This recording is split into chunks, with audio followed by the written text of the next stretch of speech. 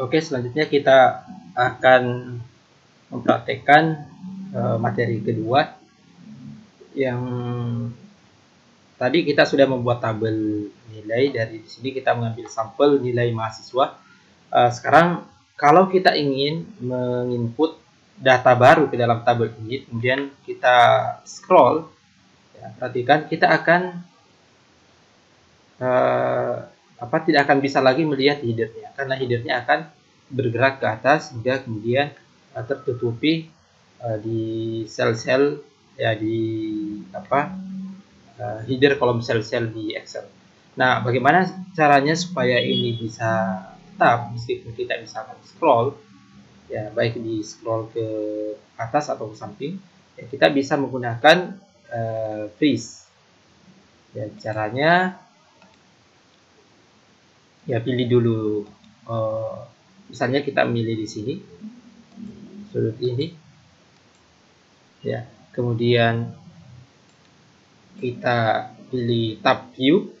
Nah, nanti di sini ada menu freeze pane. Oke. Nah, kita klik tanda panahnya ke bawah, kemudian kita pilih yang pertama, freeze pane. Nah, di sini kemudian kalau kita scroll, kolom headernya tidak akan ikut scroll ke atas. Nah, demikian juga kalau kita scroll ke samping, ya, nomornya tetap kelihatan. Nah, kalau misalnya kita ingin tetap menampilkan nama, ya, misalnya kalau kita ingin memeriksa, kita tetap harus tahu namanya, dan kita hanya misalkan menginginkan nilai akhir atau nilai hurufnya. Kita tidak ingin terganggu dengan kolom-kolom yang lain. Nah, kita bisa pindahkan freeze-nya ke sel yang ini. Pilih yang ini. Nah, kemudian pilih dulu freeze-nya, kemudian unfreeze. Nah, setelah itu baru di freeze ulang. Oke, seperti itu. Nah, kalau kita scroll sama seperti tadi, ya, kalau ke samping seperti ini. Nah, jadi kita bisa lebih mudah memeriksa nilai-nilai per mahasiswa tanpa harus diganggu atau terganggu oleh kolom-kolom lain. Nah, itu. Nah, tapi kalau misalkan kita ingin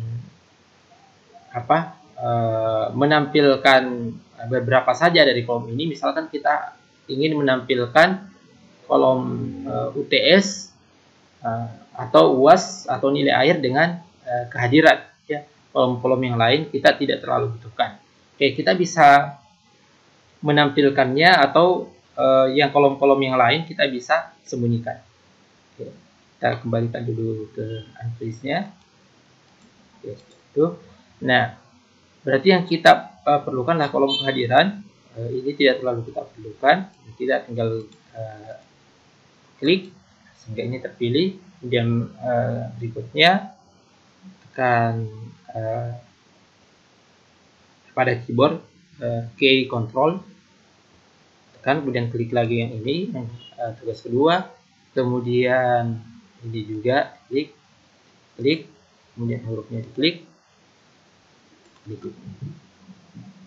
Selanjutnya klik kanan di salah satu kolom yang sudah kita pilih. Nah, lalu kemudian di menu yang muncul pilih hide. Oke, seperti itu. Nah, ini pada bagian di kolom ini seolah-olah ada batas yang menunjukkan bahwa di sini ada yang tersembunyi. Ada di urutannya juga seperti itu. Di sini ada E, kemudian langsung ke huruf J.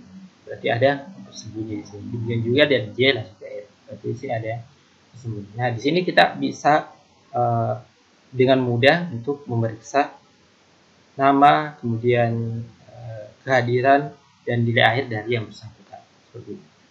Nah, kemudian kalau kita ingin menampilkan kembali, sama seperti tadi, kita pilih saja di kolomnya. Nah, kita pilih di sini atau boleh juga di sini yang mengantarai. Lalu kita pilih kanan, lalu pilih unhide.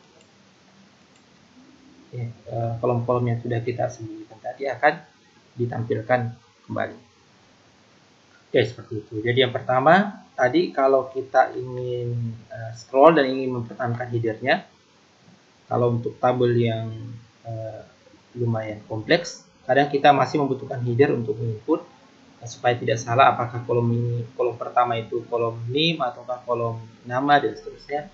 Berarti kita bisa menggunakan menu ini, freeze pane, untuk menjaga supaya header ini tetap kelihatan pada saat kita scroll. Jadi caranya tadi tinggal kita tetapkan mau di freeze di sel yang mana. Misalkan sel yang ini, kita freeze headernya di bagian atasnya, kemudian untuk entries-nya lagi berikutnya tampil adalah name, nomor NIM sampai dengan kolom nama.